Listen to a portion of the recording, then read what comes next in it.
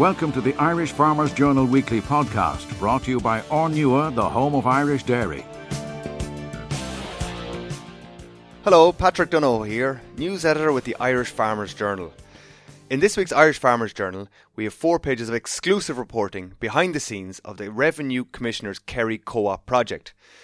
There's been much confusion since 400 Kerry Co-op shareholders received tax bills running to thousands of euro in November. And our news correspondents Thomas Hubert and Pat O'Toole have gone through dozens of documents to understand what is going on. They join my colleague Amy Fitzgibbon, who started by asking Thomas how he obtained more information from the Revenue. Well, as you said, it started in November, and those 400 farmers received letters with very little background saying those patronage shares you got from the co-op are now regarded as income and you should pay income tax on them.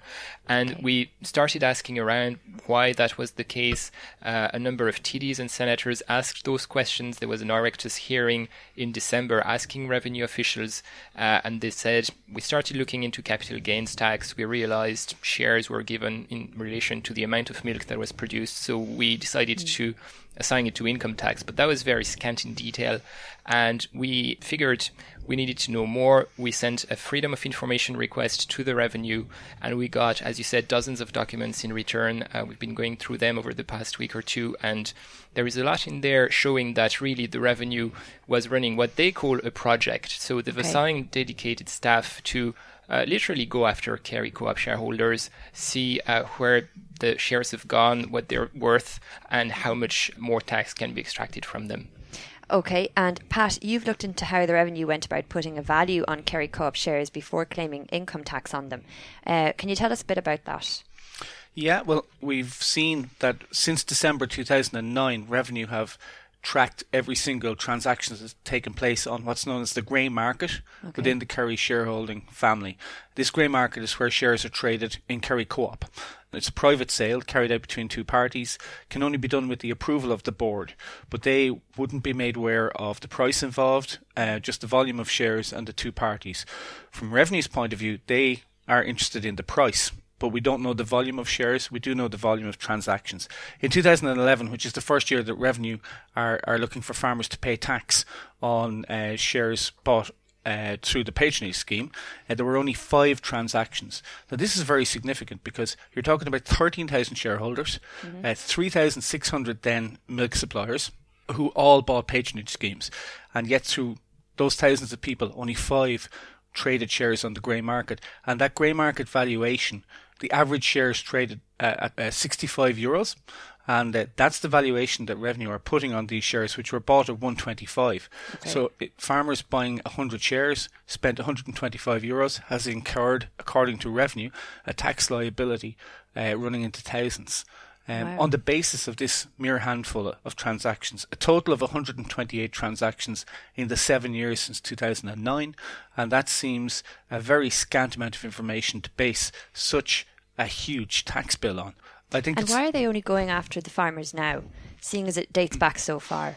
Well, that's the big question, and it's the one that I think the farmers want an answer to, because they believe that what's happened here is that the Kerry share price has exploded. It's been strong for a long time now, but it's exploded. If you look at the value that's been created by the co-op's shareholding, it's running into billions, around 5 billion.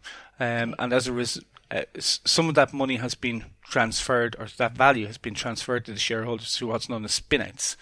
The practice up till now has been that the shares are taxed when they're sold through capital gains tax, but the vast majority of farmers don't sell shares, they keep them. They keep them so that they will have an interest in their co-op, and as a result, I suppose Revenue are looking at these billions of euros of value. They're not getting any dividend out of it, and it seems that they have managed to find a way that they believe will get some of that revenue into the public coffers. Whether they succeed or not, we'll have to wait and see.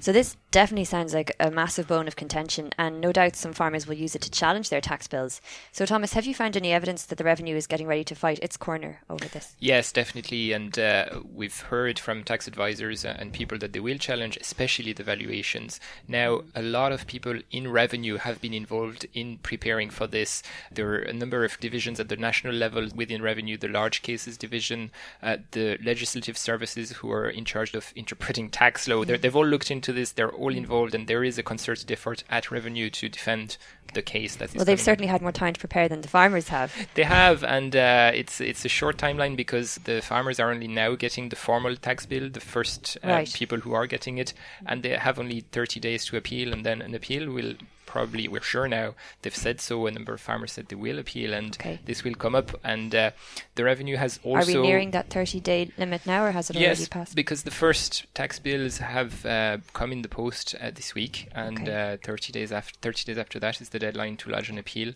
Then the Tax Appeals Commission will look into that and see, is the farmer right or is the Revenue right? The Revenue has been looking at case law to prepare for that. They've been to the UK looking at cases where co-op shares were shared and divided and distributed to see if there is any case they can use as an example to defend their own view.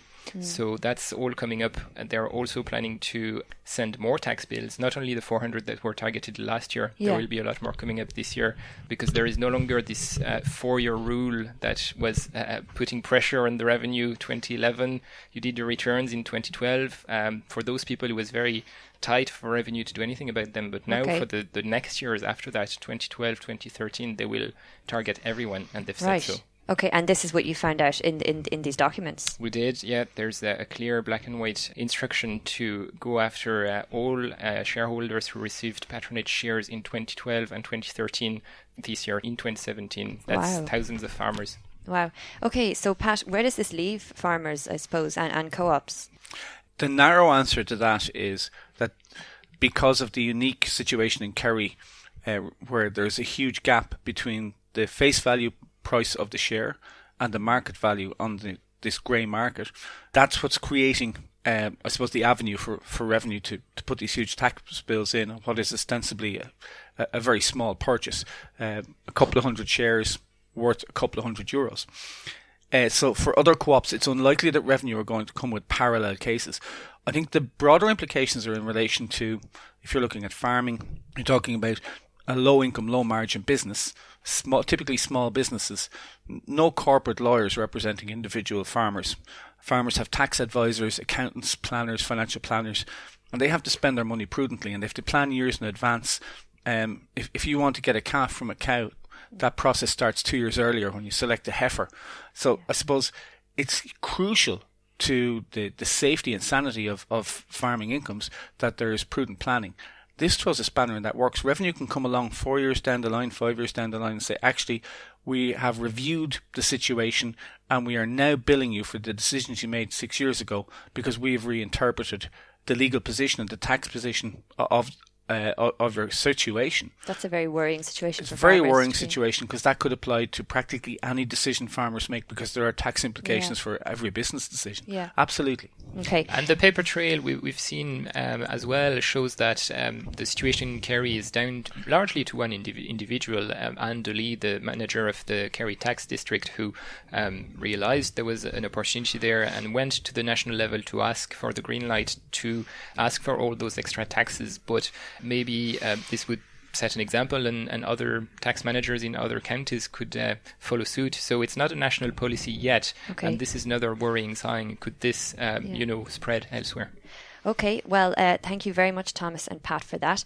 And of course, readers can read all that information in this week's Irish Farmers Journal and on farmersjournal.ie. The Irish Farmers Journal Weekly Podcast, brought to you by Ornua, the home of Irish dairy.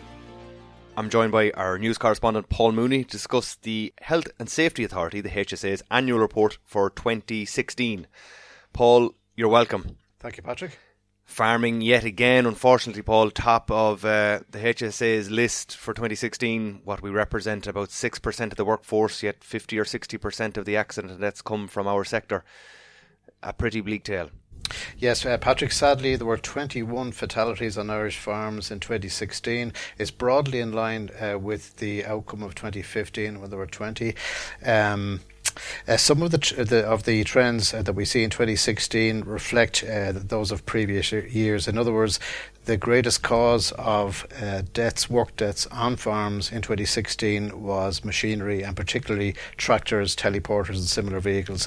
They were responsible for 10 of the farm deaths that occurred in 2016, Patrick. As before, the next most biggest cause or greatest risk, I suppose, on farms would be livestock. And is this the bull or the cow attacking? It's both, I suppose. Right. It would tend to be the cow after calving more frequently than the bull. In 2016, it accounted for 3 deaths, and as in other years, broadly, the third greatest risk to the lives of farmers is, or was in 2016, falling from heights, typically from roofs or from ladders, and it accounted for 3 deaths in 2016, Patrick. We go back just a couple of years, Paul, and that terrible tragedy in County Down, the Spence family, where the former Ulster rugby player died after jumping in to save a family member, and subsequently a number of the members died in that one incident. Where does deaths from slurry relate into the number of deaths in 2016? Thankfully, Patrick, there were no deaths reported by the HSA in 2016 from that cause of drowning in slurry tanks or from being overcome by gases. I would suggest that there has certainly been an increase in awareness among farmers of the dangers of following that terrible accident that you refer to, of the dangers of slurry gases and the danger of falling into slurry tanks. Paul, the situation isn't getting better. We peaked a couple of years ago, I think 2014, with 30 deaths. 20 isn't all that far off it. 21 is certainly quite close to it. Is the message just not getting through? It's very difficult to answer that question. Personally, I think that there is greater awareness among more farmers than, say, 5 or 10 years ago about the risks on farms of accidents and fatal accidents, but it seems to be slow to change the numbers that we're seeing, Patrick, from year to year. Age profiles, Paul, is it the older gentleman farmer? Is it the younger? Because we've heard all types of ages dying, right from the last death in 2016 was I think a gentleman 84 years old in County Galway. What is the age profile of these deaths? I think we have been a bit shocked at the number of older farmers in their 70s and 80s who have been killed this year in farm accidents, but it actually is not that far from the average of the past decade. Over the past 10 years, about 35% of farm fatalities have involved farmers aged 65 or over, and this year I've worked it out, Patrick, at 43%, so it certainly is up a little bit, but it is not that different. This cohort of farmers have always been at risk of serious accidents and fatalities, and without a doubt the number of farmers who are having accidents who are surviving these accidents but probably incapacitated by them has to be very high. And we'll go on to that just presently, but first, if an 84-year-old man was killed on a building site, this would be front page news and there'd be wall-to-wall coverage. An 84-year-old man dies in a farm accident and it gets a corner in several outlets. Is it right? Should an 84-year-old farmer be on the farm? Well, when the builder retires at age 65, Patrick, he leaves the building site and goes home and lives in his home, and he's there with his family. He's removed, effectively removed from the workplace. Clearly it's something we all know about, but we just maybe don't think about it. When a farmer reaches 65 and maybe starts drawing a pension, he doesn't typically and very often does not remove himself or herself from the workplace. He's living in the house on the farm, and quite often in the very middle of the farmyard. Human nature being what it is, and the nature of farmers specifically being what it is, they will tend to be involved. They will tend to go out and therefore be at risk. And that's one of the factors involved. There's multiple factors involved, including that maybe the active farmer is working off the farm part-time and does accept the offer of a parent, for example, or a grandparent, to be involved and to keep an eye on livestock and to go out and count them and maybe move them if need be, or to feed them and do some work on the tractor. There's a number of different reasons, which is of course what makes it difficult to tackle by the HSA and by the journal or by other people who are focusing on this. A number of factors that are resulting in these farm deaths, not easy to counter. The HSA has come out in recent times. They've pushed for tackling farm safety with regard to PTO shafts, open slurry pits, and children under 7 in tractors. Is there any target to go after the older farmer? Yes, I mean the HSA does have some general advice for older farmers, and points out to them that they are a group at risk. I would suggest that maybe this should be a focus of a campaign from the authority in 2017. Because I personally would believe that many older farmers do not realise or do not accept that they are a group at greater risk. For all of us, our health will slow down and decrease maybe as we get older. Our speed, our balance, as the HSA does point out, we tend to lose agility and speed and balance and reaction time, and that is what is putting older farmers at risk. And I think that could and should be the focus maybe of a specific campaign by the HSA going forward. What's the HSA's message? What's their one key point out of this, Paul? The one key point is that the farms are the most dangerous place for people to work, and that farmers are particularly at risk of fatal accidents as they go about their work. Paul, thanks very much. You cover this extensively in this week's Irish Farmers Journal and on farmersjournal.ie. You're listening to the Irish Farmers Journal podcast, brought to you by Ornua, the home of Irish dairy. Last week, bird flu was discovered in a wild duck in County Wexford. I'm joined by our news correspondent, Amy Fitzgibbon, to discuss the fallout amongst the sector and amongst farmers. Amy, you're welcome. Hi, Patrick. Bird flu, as I said in the intro, being discovered in County Wexford, the first time it's been discovered in Ireland in a number of years. What does this mean? Well, essentially, this is the first, like you said, this is the first case since 2012. Basically, the H5N8 strain was discovered in a wild duck in County Wexford last week on Wednesday. A widgeon? I'd never heard of such a thing. Yeah, a widgeon it's called. Basically, this is like a paddling duck, and it comes in from colder countries like Scandinavia and Iceland to warmer climates like Ireland over the winter period. So it's not entirely unexpected, seeing as there was a number of cases were discovered in the UK in the last 2 weeks. And even before that in Europe? Even before that in Europe, yeah. So it's been spreading like wildfire really through Europe since the end of October.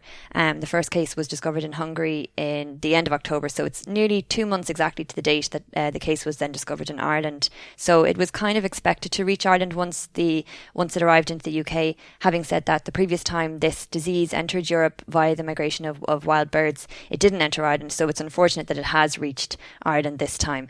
But it is important to say that it's just one wild bird has been detected so far. And it leads on perfectly to what I was going to ask next. Does this mean that there's going to be widespread outbreak of bird flu amongst all types of birds in Ireland? Well, no, hopefully not. Hopefully the department brought in legislation after the cases were discovered in the UK to house birds. So all poultry farmers were required to house their flock. So that includes free-range flock. It includes organic birds as well. So essentially this will minimise the risk of them coming into contact with wild birds, and wild birds are the natural carriers of the disease. So your ducks, your crows, your pigeons, etc., etc. Yeah, exactly. They're the wild birds that they're hoping to minimise the risk of their coming into contact with. So any concerns over our highly productive and very successful, broiler systems, those are ones that you see the big sheds up around the Cavan, Monaghan and area, and even in West Limerick. Any concerns there? Well, I was speaking to a few farmers in Cavan and Monaghan today, and one of them was saying he already has his flock housed because he's a big commercial farmer, and it's more I suppose the housing regulations are more for backyard flocks and for free range producers. So I was speaking to a free range producer as well, and he was saying that he's housed his birds now they've been in for a week. He's slightly concerned, about losing his free range status, but farmers have about 12 weeks while they can house their birds before they lose this status. So, and he's concerned about causing distress to the birds. But essentially, they're all just focused on the one thing, which is trying to maintain biosecurity measures on the farm. So, boil it down to somebody, as we know, the first outbreak or the first detection of bird flu in Ireland was in a wild duck. So, how would me or you or the general public know that a bird has bird flu? Well, the department has issued a number of signs that farmers can look out for. So they include lethargy, loss of appetite, excessive thirst, swelling of the head, and respiratory distress, such as coughing, sneezing, gurgling. So it is basically a respiratory disease. Like any kind of common form of flu, it affects the respiratory system. So they need to be looking out for things like that, as well as diarrhea, no eggs or reduced eggs laid. So they're the main signs to look out for. Other biosecurity measures, I suppose, that farmers can take, apart from the housing of birds, is to wear disposable outdoor protective clothing when they're in contact with birds. The disease doesn't spread through the air, but it can spread, although this disease, there's been no deaths associated with this disease so far. And threat to humans? There is no known threat to humans because there's been no deaths associated with it so far, even though there have been hundreds of cases reported in Europe since the end of October, and there's been previous cases. The first case was discovered in Asia in 2010, so there's been no deaths associated with this particular strain since then.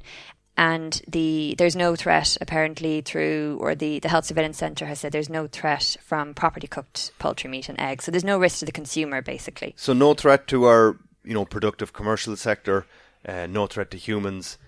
I see a couple of poultry farmers over the weekend describing this as a foot and mouth. Are they blowing this out of proportion? Is it really as big as what they're saying? Well, it's not. It hasn't reached the I suppose the domestic flock yet, so it's not yet a massive worry. Well, it is a massive worry if it was to infect farmers' flocks, but I don't know if it's all that big yet. I mean, it's not a protracted disease like the last time it was in Ireland was 2012. It's a different story though. In mainland Europe, they've been having to cull thousands of birds. They have about 300 cases in poultry and about 300 cases in wild birds, so it's fairly evenly divided. At the beginning of the epidemic, around 190,000 ducks were destroyed across 6 Dutch bird farms, and there was recently more reports this week that Germany has had to cull 22,000 turkeys. It's just huge on the mainland, but hopefully it won't be. And it's the reputational, I suppose. It's the fears that the housewife or the house husband isn't going to go in and buy the chicken for dinner. Exactly, yeah. And tell us then, moving on back to the farmers, what do we know, if anything, about compensation for farmers? Well, we don't know very much about compensation at the moment. Like, it's not like a protracted animal disease like bovine TB. So basically, the department will be looking at it on a case-by-case basis. They'll be meeting with the IFA Poultry Committee this week and discussing options for compensation for farmers. Great. So I suppose the final thing to sum up on, no real major risk to humans? No real major risk to humans, no. Like I said, there's been no deaths associated with this strain. A lot of people can confuse it with the H5N1 strain, which was responsible for a lot of deaths in Asia. The first case there was discovered in 1997, so that caused a lot of worry for people. But this is a different strain and there's been no deaths associated with it, so hopefully we can contain it as well in Ireland so poultry farmers won't have to deal with the disease. Great stuff. Amy, you write extensively on farmersjournal.ie this week, as well as in print in Irish Farmers Journal, about bird flu and the outbreak in County Wexford. Amy, thanks very much for joining us. We hope that you're enjoying this Irish Farmers Journal podcast, brought to you by Ornua, the home of Irish dairy. Find out more at farmersjournal.ie. The Farmers Journal New Scotland editor John Slee was at the Oxford Farmer Conference this Wednesday. There he met Murray Graymond, president of the National Farmers Union for England and Wales, and he asked him what he thought of the debate on Brexit they had just followed. Well, obviously the Secretary of State covered an awful lot of ground. There were some good messages, looking for those opportunities in export markets. As long as government put enough resource in to convince those overseas markets the quality of our product, that would be good. She talked about reducing bureaucracy, that would go down well with my members. She also mentioned how the TB strategy is working well in England. I took heart from that. She obviously stayed clear of Brexit discussions, which I can understand. Those negotiations haven't started. So a lot said, and I guess the majority of the people here wanted to hear a bit more about the domestic agricultural policy following Brexit. And I guess the audience would have been slightly disappointed. They wanted to hear more. Yeah, I certainly noticed the room sort of lit up at mentions of scrapping the 3-crop rule and mentioning, well, with concern about saying even higher welfare for livestock, for instance. Is this something that the industry should be scared of or we should embrace? I would be nervous if we are going to have increased bureaucracy and increased demands. And our position has always been that we need a reasonable, a good trade deal where we can export into the European market. We need access to that marketplace, particularly for sheep and cereals. And then when it comes to supporting the industry, then the UK government must not allow us to become uncompetitive with the rest of Europe, whether it's Southern Ireland, whether it's France, Denmark, Germany, Holland. If these people are receiving the equivalent support of £50-60 an acre, and we have very little support, well then it's going to be very difficult for us to be competitive, that we can grow an industry, that we can become profitable, and we can then deliver the ambitious programme that she has for exports. So again, there's some big challenges here. So again, the strong message has to be that we must not be disadvantaged from our European competitors following Brexit. Thank you very much. The Irish Farmers Journal weekly podcast, brought to you by Ornua, the home of Irish dairy. Finally, Operation Transformation is back on our screens this week. Irish Country Living journalist Aisling Hussey previews the new season of the TV show with Amy Fitzgibbon. So this year's season, the experts have promised it's like one of the best seasons yet. Okay, which I suppose they have to do. Yeah. But it does sound the leaders this year do sound quite interesting. So I suppose people who've seen the show before kind of would know that the leaders have, there's like a broad range of people there. So And who are the leaders? So the leaders are the people that are featured in the show who are trying to lose weight. Okay. And their journey, I suppose, if you want to use that word, we can follow, their plans online and on TV as well. So there's, Yvonne from Loud, who's a 48-year-old woman who has kids, and I suppose a lot of people would identify with her. Then there's two young people, 25-year-old and a 22-year-old who are trying to lose weight as well. And interestingly, this year there's an amputee. So there's a guy who lost his leg in a car accident. Okay. It's actually quite interesting to see how they Because of manage course, his plan. when you suffer a disability like that, it's hard to exercise in the usual way. So I suppose he probably found the weight just kind of piled on. Yeah, exactly. And I suppose it's great to feature people like that as well. Yeah. Now the show has received some criticism in the past, Aisling. So what did Ciara and Eve have to say about that? And tell us a little bit about that criticism. So I suppose the criticism levelled at the show would be, the lycra suits that they have to wear. So I suppose when they're being weighed, the women would wear the lycra pants and the lycra crop top, and the guys would wear the lycra pants. Right. And people are kind of saying, is this necessary? So Ciara and Eve are kind of quick enough to defend that, saying it's kind of like a visual thing. I suppose it's television as well at the end of the day, and it shows the weight loss as well, kind of over the period of the show. Yeah. Another thing then is that the experts have been criticised for being a bit too harsh on contestants. Oh, okay, yeah, in the I've past seen that. as well. They can be quite mean to them sometimes. Some of them are left in tears. I know, yeah. I suppose sometimes they can be regarded as a bit harsh, but I think in Ireland we have problems with that as well, with taking criticism, and we're a bit kind of like, Perhaps, don't be mean to them, don't say I know. and that kind of thing. And maybe they need that sort of criticism to help them reach their goals. Yeah. They need to be, kind of straight talking. I think so. I think the experts are there to kind of push the leaders and kind of say, you can do a bit better, you can do a bit more. Yeah. And they tend to balance it. If they're really mean one week, they might be a bit nicer than the next week. Be a bit nicer if they do what they're told. It is difficult, and I suppose they're on the show for a reason as well. And and it seems some success in the past, hasn't it? I mean, the leaders have most of them achieved their goals in the past? Yeah, a lot of them have, and I suppose as well, if you look at the recipe plans and things like that, on the website, they're very, they seem quite sustainable as well. Accessible for people. And accessible, there's recipes there for fish and chips and mac and cheese and stuff like that, things that you wouldn't expect to be healthy. Healthy versions, I would hope. Yeah, and I think... And speaking of which, now we're coming into the new year, a lot of people are looking at New Year's resolutions and maybe losing a bit of weight they gained over the Christmas period. Did Ciara and Aoife have any tips on healthy eating for people in general? I think the main thing really is to be prepared. Yeah. So during the weekend, on a Sunday or whatever, kind of make out a plan for the week and just make a lot of things in batch. Yeah. And just have things freeze. Yeah, have things in the freezer, and Because the last that's thing the you big want thing. to do when you come home after a hard day's work is to actually start cooking, start It chopping is. vegetables. I'm Yeah. sure that the temptation is there to like just get like a takeaway Yeah, or like exactly. put on something quick or throw a pizza in the oven or whatever. But if you have stuff frozen, that's Okay. half the battle anyway. And hopefully all the roses are gone now at this stage Yeah. anyway. Okay, well, that's all sounds really interesting. So we'll look forward to reading that interview this week, Aisling, and of course to watching the show. So thank you very much, Aisling. The Irish Farmers Journal podcast online at farmersjournal.ie, on the Irish Farmers Journal app and on iTunes every Thursday. Brought to you by Ornua, the home of Irish dairy.